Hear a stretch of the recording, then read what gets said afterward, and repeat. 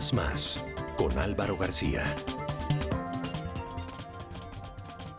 Doctor Oscar Iván Zuluaga, bienvenido a Palabras Más. Álvaro, muchas gracias. Es un honor estar en este programa y muy reconocido con esta oportunidad.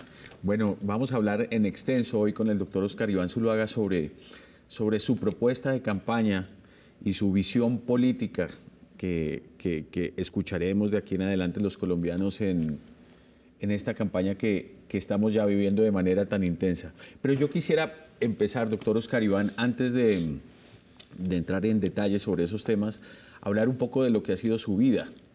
Usted nació en Pensilvania, Caldas. ¿Qué recuerdos tiene usted? Los primeros recuerdos que tiene de Pensilvania, Caldas, ¿cuáles son? Mire, Pensilvania es un municipio cafetero. Yo nací en un hogar sencillo y lo que recuerdo mucho de mi infancia es el negocio de mi padre, que era un negocio de abarrotes. Él compraba café a los campesinos de los diferentes lugares del municipio y luego él lo enviaba y lo vendía en Honda. Honda siempre era el sitio de venta del café por razones geográficas en nuestra región. Y recordaba mucho que nosotros con mis hermanos jugábamos en los bultos de café, nos encaramábamos. Y mi papá siempre fue un hombre de mucha paciencia. Entonces él permitía que nosotros estuviéramos muy entretenidos con él mientras él atendía sus labores. Recuerdo mucho que siempre había que viajar en camión, porque el café se transportaba en camión. Entonces alguna vez que, por ejemplo, nos tenían que sacar a una cita médica en la ciudad de Manizales, nosotros nos íbamos en el camión de mi padre que iba a comprar víveres, comida, para traerla de regreso, y ahí nos íbamos nosotros. Una vida típica de lo que es la vida de un pueblo de campo. Pensilvania es un municipio muy distante, con una carretera sin pavimentar, de mucha montaña, y era muy difícil el acceso. Luego el medio de transporte, por ejemplo, en esa época, era el camión como forma de salir y tener comunicación con el centro. Tengo esos recuerdos y obviamente la vida de un pueblo, que es en función de la familia, en la calle, una vida muy sencilla, pero que le deja a uno grandes enseñanzas y lecciones. Usted se graduó del colegio en Bogotá. Sí, nosotros cuando yo estaba en la edad de 6 años, nosotros somos 4 hermanos, mi papá tomó la decisión, empujado por mi mamá y pensando mucho en la educación nuestra, de salir a Bogotá. La familia de mamá es una familia muy numerosa y ya se había movido para Bogotá con algunos años de anticipación. Entonces eso, digamos, empujó la decisión de mis padres y nos vinimos a Bogotá y yo estudié en el Liceo de Cervantes en Bogotá. Ahí hice mi primaria y terminé el bachillerato. ¿Y en el colegio cómo le fue? ¿Qué experiencia tuvo como alumno? Y hoy, en función de esos temas de educación que a usted tanto le preocupan y que habla tanto de ellos y que les da una importancia muy grande dentro de su propuesta de campaña. Mire, el tema de la educación nace porque, pues, en las condiciones en que mi papá y mi mamá se educaron, fueron de inmensa limitación. Mi mamá escasamente pudo terminar el bachillerato, mi papá no. Mi mamá tiene una familia muy numerosa, son 17 hermanos, y ella era las mayores de las mujeres. Y tuvo que dedicar su vida a ayudarle a su madre, a mi abuela, para poder levantar el resto de los hermanos. Digamos que ella tuvo que sacrificarse y no tuvo la oportunidad de estudiar, muchas limitaciones. Y mi papá, desde muy niño, perdió a su padre. Y ellos eran una familia realmente muy limitada, pobre.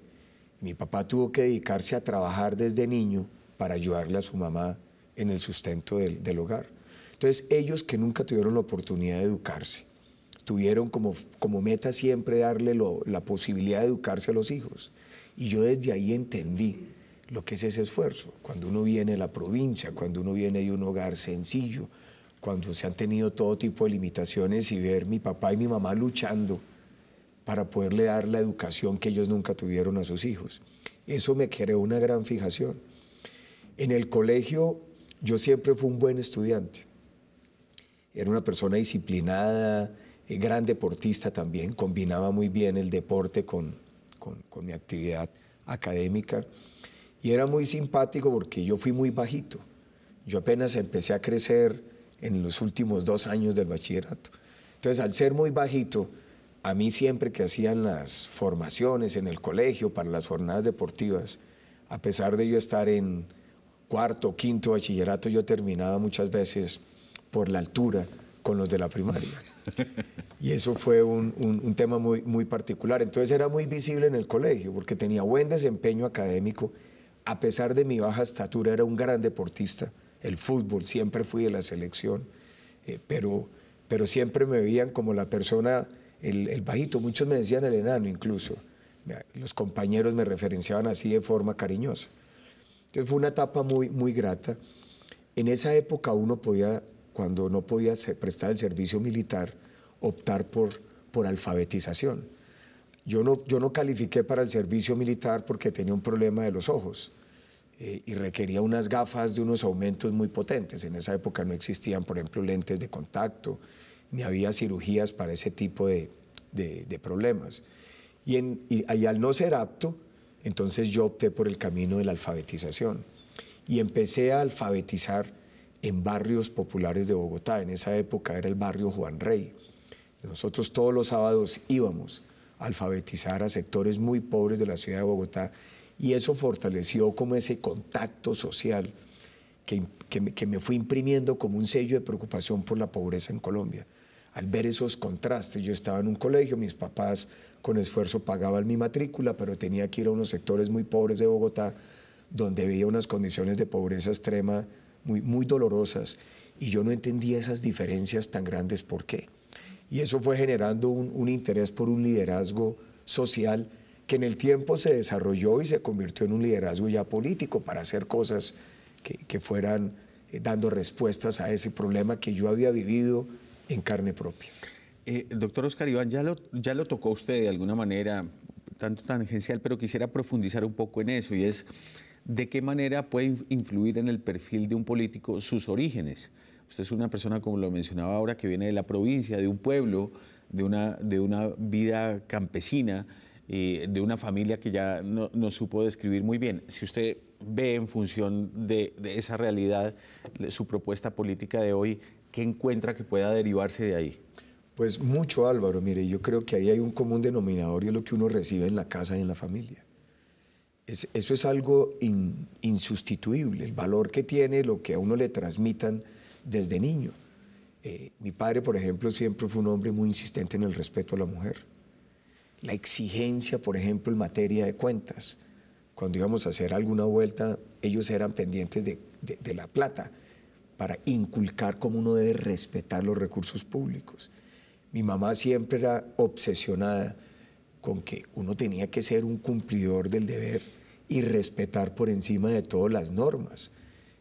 Mi papá y mi mamá siempre se sometían a lo que le decían las autoridades y nunca pensaban en nada distinto. Entonces eso le va arraigando unos valores de respeto, lo que es la autoridad, de lo que es la ley, de lo que son los principios esenciales, cómo debe actuar uno, el principio de la verdad. Ellos me inculcaron siempre de enfrentar las cosas diciendo la verdad, a pesar de las peores noticias o las peores dificultades. Y me parece que eso es algo que en Colombia se ha perdido enormemente, la familia ha perdido un rol. Colombia tiene un problema social, por ejemplo, con la mujer jefe cabeza de hogar, que ha tenido que asumir un rol de papá y mamá para poder sacar a muchos de sus hijos. Cuando uno ve la problemática de los jóvenes, ve que siempre termina en unas historias muy tristes desde el hogar. El problema del maltrato, el problema de la falta de diálogo, el problema del abandono, el problema siempre va referido a eso. Entonces, yo creo que a uno sí en lo que lo formen es esencial y por eso la educación siempre tiene que estar conectada con el tema del hogar y la familia. Usted ve los países más exitosos del mundo, el modelo educativo, y siempre encuentra algo. Un maestro, por ejemplo en Shanghái, un maestro semanalmente se comunica por celular con el papá o la mamá del estudiante, una vez a la semana, y hace una evaluación muy rápida de qué ha pasado esa semana, porque hay la concepción de que el trabajo exitoso es el trabajo del bloque familiar y de la docencia, de la escuela, del colegio. No es un trabajo independiente. Y me parece que nosotros ahí no tenemos ningún tipo de conexión dentro de una política, por ejemplo, pública, en materia de educación. Luego eso es definitivo.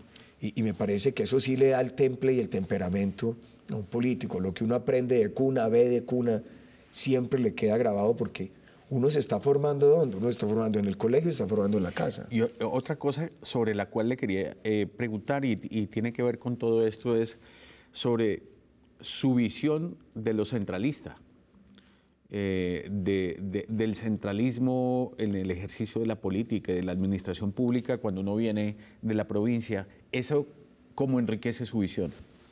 Pues mire, mucho además porque yo he hecho mi carrera política así. Como hijo de la provincia, cuando yo decido participar en política, tomé una decisión. Voy a empezar desde la base, para entender la política y entender el Estado. Y mi decisión fue irme primero como concejal de mi pueblo, empezar en la carrera para ir avanzando. Después de haber estudiado economía en Colombia y en el exterior. Y haber hecho la maestría en el exterior. Entonces fui concejal de mi pueblo cuando la primera elección popular de alcaldes. Porque cuando se da la primera elección popular de alcaldes, decidimos configurar un proyecto político.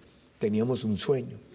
Caldas era un municipio, un departamento que estaba gobernado por 2 maquinarias políticas. Y dijimos, aquí hay una oportunidad para crear algo nuevo. Lo hicimos con el que hoy es el director de la campaña, el doctor Luis Alfonso Hoyos. Dijimos, probemos, aprovechemos este espacio que nos abre la elección popular de alcaldes y participemos en política. Pero empecemos desde nuestro pueblo para ir probando cómo va funcionando esto. Entonces yo empecé como concejal con él y ya luego di el salto como alcalde.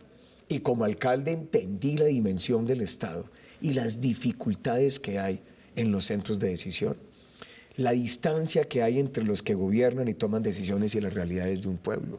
Imagínese usted como alcalde enfrentando la vida diaria del campesino, del estudiante, las limitaciones, las restricciones, ver las frustraciones de que muy poquitos de los bachilleres pueden ir a una universidad, que los jóvenes no tienen una oportunidad, que no saben qué hacer una vez terminan su bachillerato.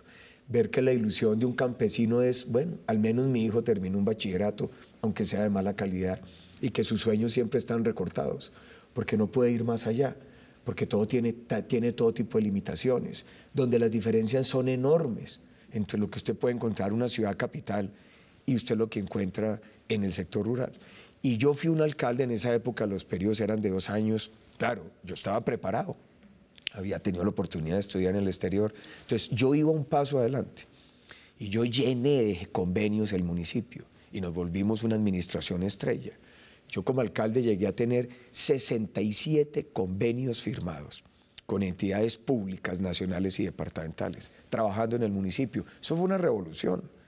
Y demostramos que se podía hacer gestión con enorme esfuerzo. Y ahí entendí cómo Colombia tiene que ser vista desde las realidades de sus regiones. Que si el Estado no tiene esa capacidad, pues el Estado lo único que hace es concentrar las oportunidades en los grandes núcleos poblacionales donde es muy fácil hacer cosas y tomar decisiones. Y ahí entendí que había un gran desafío político. Y siempre tuve una meta, de que yo iba a luchar para llegar algún día a ser presidente de la República, para poder ayudar a que el país tuviese una mayor equidad, cerrar esas brechas. Este es un país muy extenso. De nada sirve que Bogotá funcione bien cuando el resto del país, que es un territorio tan grande, tenga esas diferencias porque puede comprometer mucho la gobernabilidad y las capacidades del país para salir adelante. Y ahí es donde uno veía, por ejemplo, muchos bachilleres que a mí me tocó ver de alcalde, yo luego los encontraba en las calles, en la venta informal. Decía, ¿y por qué? ¿Yo qué más hago? Yo me tengo que ir a la ciudad en rebusque, a ver yo cómo me defiendo. Entonces hay que crear una conciencia muy grande de que el país, Colombia, hay que verlo desde sus ciudades, desde sus regiones, para buscarle un equilibrio en ese modelo de desarrollo. Lo invito a que hagamos una pausa para seguir hablando de su visión política colombiana.